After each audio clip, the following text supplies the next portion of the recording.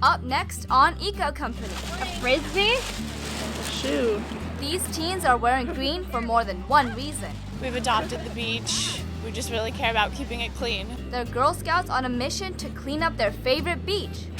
Plus, saving the ocean from plastic. We saw things, detergent bottles, toothbrushes, baseballs. Researchers set sail for the Great Pacific Garbage Patch and don't like what they see. And these guys don't like it either. They're two teens who say we should kick the plastic habit. If we don't stop this, it's like eventually this plant's gonna be trashed. Plus, you've heard of Earth Day. Well, now meet one of the founders. That first Earth Day was far bigger than I think any of us had expected. We go one-on-one with this environmental pioneer. Eco Company starts now.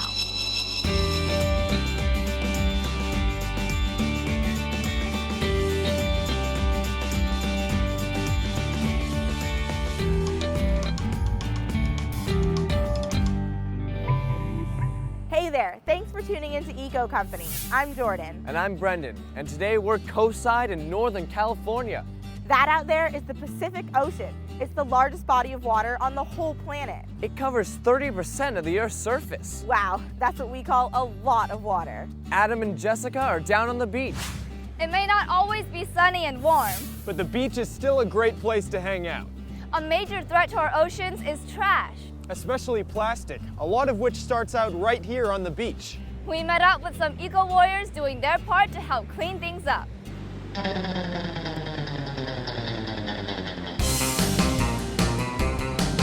Surf, sun, and sand.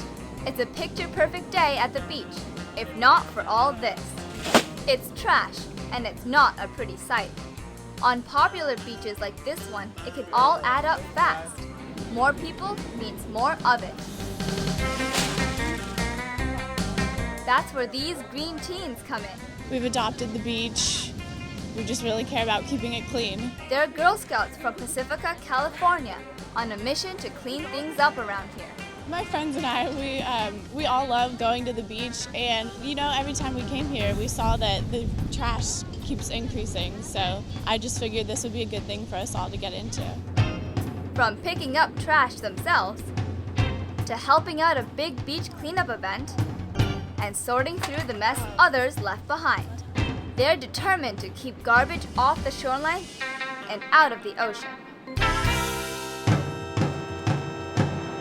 Chelsea Glenn rallied her troop to take action, but they didn't need convincing. We have this nice beach here, and a lot of people pollute it, and we come here a lot. We like to see it clean. Welcome everybody, thanks for coming. Today, they're making sure others have the tools they need for cleanup duty. Then, beachcombers scour the area, not in search of seashells, but in search of garbage. 80% of the trash that ends up in our waterways starts out here on land. The most common items found on this beach are cigarette butts, food containers, and these guys, plastic bags. One of our biggest issues with the beach, we find a lot of cigarettes, and so we wrote a letter and we've gotten more cigarette urns. We find beer bottles, plastic bottles. Cigarettes are actually the #1 polluter in the ocean. Then there's all the plastic that ends up out there. People will leave like water bottles if they're like hiking or something like that, and they'll just toss them on the beach. And it's just really bad. I mean, it's so hard to see because you know that it's going to go into the ocean and then the fish are going to eat it, which is harmful. But it's also good because, like, as you can see today, there's so many people here cleaning, so it's really good to see. Once the trash gets picked up, it comes time to sort. And they never know what they'll find out here. What are some of the things that you found today?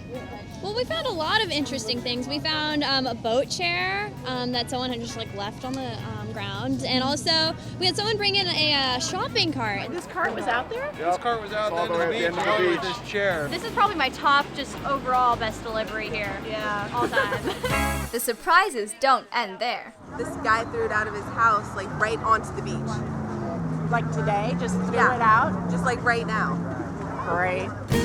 Anna Garcia is a member of the Pacific Beach Coalition, a group dedicated to picking up this stuff year after year. It is so fantastic. This Girl Scout troop adopted this beach about a year ago, and it's made a huge difference. Really just kind of understanding the power of one. We've had students and parents and Girl Scouts come out and say, I am never throwing anything out. These teens hope the rest of us get the message too. I mean, it's such a big issue these days, and you see it all over the television that, you should go green, you should, buy hybrid cars and things like that, that I think it's just so part of, our world today that obviously it's going to make, a lot of teens really dedicated about this kind of stuff. Being right in our wilderness in our backyard, you see the effects really immediately. What are some of the messages that you have for other teens about going green and being eco-friendly? Don't waste electricity. It's an easy thing to do, to, turn off water while you're brushing your teeth. That saves gallons of water. Go through your recycling. It's a lot of easy stuff. A lot of people think that it's, something difficult to do, to go, oh, I'm going green now, or stuff like that. It's really fun, it's interesting, and, you're helping save the planet. Don't litter, find a trash can, and if you put your mind to it, you can get a big group like this to come. They say it's about protecting the future of our beaches and the ocean for all to enjoy. The beach is great for everyone to come to, so it's a privilege, so we should keep it clean. So what happens to all that plastic and trash that doesn't get picked up? A lot of it ends up in a place called the Pacific Garbage Patch. It's a swirling mass twice the size of Texas. A group of scientists checked out the area, and you'll be shocked at what they found. The deep blue Pacific, an ocean that gets its name from the Latin phrase for peaceful sea. However, out here in the middle of it all, it's anything but. In this place full of mysteries still waiting to be discovered, researchers are instead discovering this. Unfortunately, this area is an area of major accumulation of what's called marine debris. And marine debris is basically our garbage. This is the Northern Pacific Gyre, a place twice the size of Texas where swirling currents converge between the US, Hawaii, and Asia. If trash gets dumped into the Pacific, it's pretty much guaranteed to end up here. And according to a United Nations study, 80% of it comes from the land. Mary Crowley is a lifelong sailor who founded Ocean Voyages, the organization that planned this mission they call Project Kaisei. Awareness and education, science, and capturing and recycling the plastic. Those are our primary goals. On this voyage, researchers spent several weeks in the vortex investigating plastic and its impact on the marine environment. Crowley says they knew they'd find a lot, but they weren't prepared for how much. The reality is, when we got out there and found as much garbage as we did, I think everybody on board had a couple of days of really feeling very sad, because it was like, how is this happening? How is this beautiful blue ocean turned into a garbage dump? Dr. Andrea Neal led the team of scientists charged with conducting the research. We could see all kinds of debris coming from every known household. Detergent bottles, toothbrushes. In terms of larger debris, the most shocking debris that we came across were the large masses of fishing nets that were all mangled with each other. The big pieces are one thing. It's the tiny pieces that have researchers even more worried. I don't like the jellyfish eating the plastic. That kind of adaptation is going to cause our wonderful ocean ecosystem real problems. Small pieces of plastic are hard to detect, but they're there and fish mistake them for food. The idea is small fish eat these teeny pieces of plastic which have toxicity to them, and then they get eaten by medium-sized fish, get eaten by larger fish, and some of these toxic substances are getting into our food chain. They'll be studying fish samples they brought back to see what they find. Meanwhile, this crew is already planning to head back to begin cleaning things up. And they say it's a mission that must not fail. The ocean produces more oxygen than the rainforest, but we need to keep a healthy ecosystem. So we all need to be part of realizing that the ocean cannot be used as a dumping ground. Crowley says the bigger issue is to stop using so much plastic in the first place.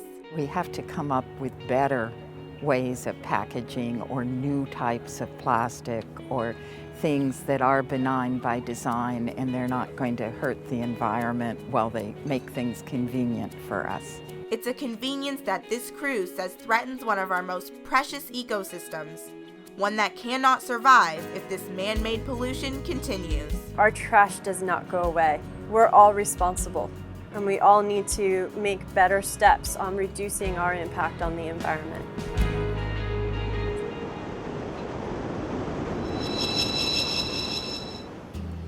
Wow, the waves sure are getting big, huh? Yeah, you know, I really want to go look for some seashells. All right, but first, here's what's coming up next on Eco Company.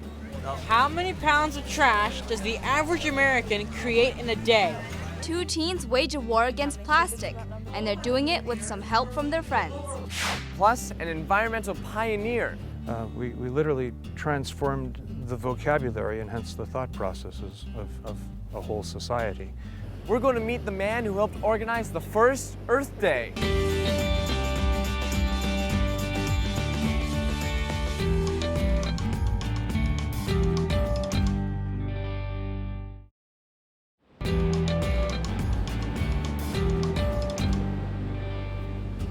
From sea to shining sea, it's the biggest event to celebrate Earth on the planet.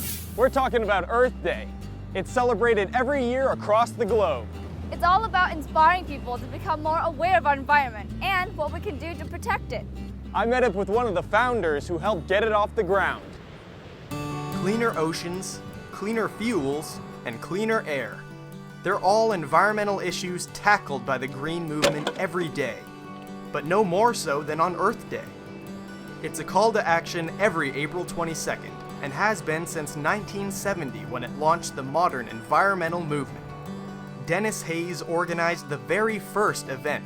That first Earth Day was far bigger than I think any of us had expected, and its impacts were far greater than we had even dared to hope. We literally transformed the vocabulary and hence the thought processes of a whole society. Hayes currently heads up the Bullet Foundation, which is dedicated to sustainable development. He says Earth Day was born out of the civic and anti-war protests of the 60s. All of the world seemed to be heading in bad directions. And the purpose of Earth Day was to sort of try to wrap its arms around all of those issues, put them together in an intellectually understandable context, and get people to focus upon the world around them, the environment that they live in, if you will, the human environment. Another big event played a huge part in this call to action. It was here, along the Santa Barbara coast, where in 1969 an oil rig blew out a few miles offshore, causing an environmental disaster. So with the Santa Barbara oil spill, there were birds covered in oil, college students getting involved with cleaning up. Yeah, and it wasn't just college students. It was high school students, grade school students, and grandmothers. Everybody pitched in. It was, of course, tragic to see all of this goo washing up on pristine beaches, but I took some degree of satisfaction from the fact that humans responded so well to that. It took 11 days to stop the rupture that left 35 miles of coastline covered in crude oil. Volunteers soaked up some of it using straw, but thousands of birds, seals, and other marine life were killed.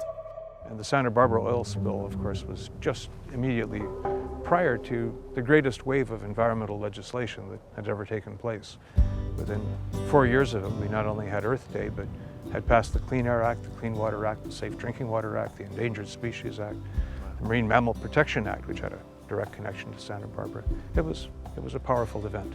Now, 40-some years later, Hayes says there's still a lot of work to do to protect the planet and its ecosystems. We've solved or made all the necessary steps to solve the hole in the ozone layer, but climate change, the global epidemic of extinction, the undermining of world food capacities, threats to the world's oceans, all of these things are in worse shape today than they were in 1970s. Hayes says the reins are now in the hands of our generation, with the power to make change. So let's talk about the future of the planet. How important is it for people like me, people my age, to take action and do something about this? Whenever there's any big, powerful change that occurs in societies, let alone on the planet, it's always headed by young people. You're going to be inheriting this world. It's you that you're trying to save. And that's why it's so terribly important that at this age, you start modifying your lifestyles and your diets and your choice of clothing. You start hounding your parents to insulate your house. You start working with your classmates or people in an environmental club to find out how can you shape up your school. I mean, we've had hundreds of schools across the United States that have been greened in response to students. Today, you change your school. Tomorrow, you change the world. It's a world that is counting on us all, on Earth Day and every day. There's a lot more Vigo Company coming up. Ever wonder how much plastic you use in a month? I've got a number 2 bottle over here. These guys did, so they grabbed a video camera and decided to find out. We'll find out what they're up to next.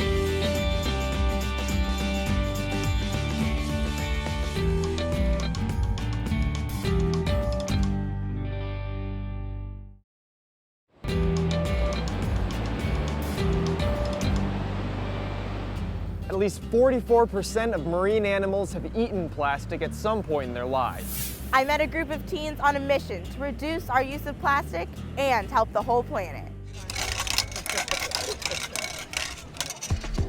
How many pounds of trash does the average American create in a day?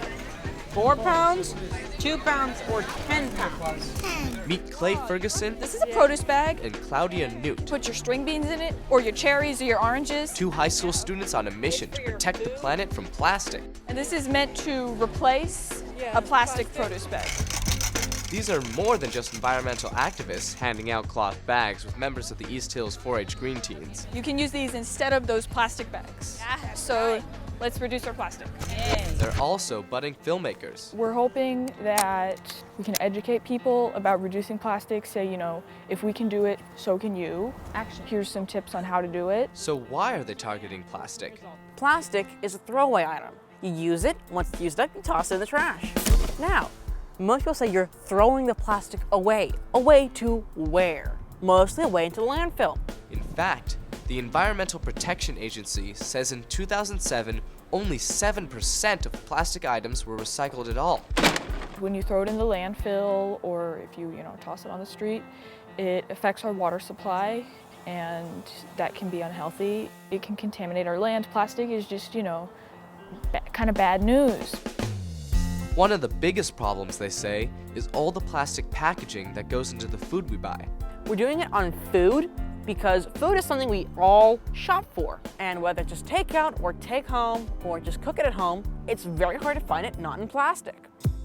For the video, they've decided to collect a mountain of it and take part in a challenge called No Plastic Left Behind. And you basically collect all the plastic that you use for 3 months. And then you do something creative with it. You make a quilt square. And this is like, hey, this is the plastic that I use. This is a footprint. Actually, it's my footprint. I stomped on this thing with black paint and cut it out. And basically it symbolizes that the impact that plastic has on our environment. Everyone knows their carbon footprint. Well, this is your plastic footprint. All plastics aren't created equal. There are 7 different types, some easier to recycle than others. I've got a number 2 bottle over here. This type can be recycled and made into a lot of new products. Plastics used for clear food packaging, like bread bags, get tagged with the number 3 and are another story. You've got stuff where, they insert plastic on cardboard. This little box, they put a little window in so you can see the pasta, right? But that's like a little swatch of plastic that we're stuck with, and this is unrecyclable. Film plastics just cannot get recycled. Any film plastics. Clay outlined all the types in his last video. It won a 2008 President's Environmental Youth Award given out by the EPA. On September 17, 2007, the East Hills 4-H Club participated in a coastal cleanup. He made the video with another friend after hearing about the Pacific garbage patch. It just collects there from all over the world, and it's really not a good thing. Both of these green teens say it's time to stop that flow of plastic now. This is the amount of trash that my family has collected over the course of 3 months. Now, the really scary part is that some families make this much in a week or two. If you can't avoid it, they say always recycle what you can. It's important because we're kids, but we're also people. The earth belongs to us. It belongs to everybody, and we need to take care of it. And if we don't stop this, it's like eventually this planet's gonna be trashed.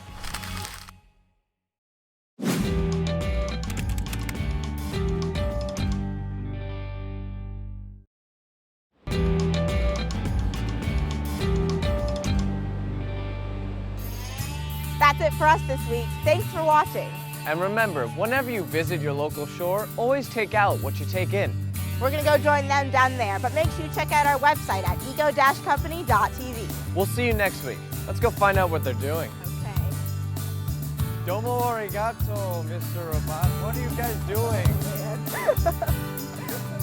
Well, like the easiest thing is just to recycle and just pick up garbage when you see it. I try to turn off lights when I leave the room and make sure that I'm not taking up more energy than I need to. One big thing I try to do is always turn off the water when I'm brushing my teeth because I know that has a big effect on the earth.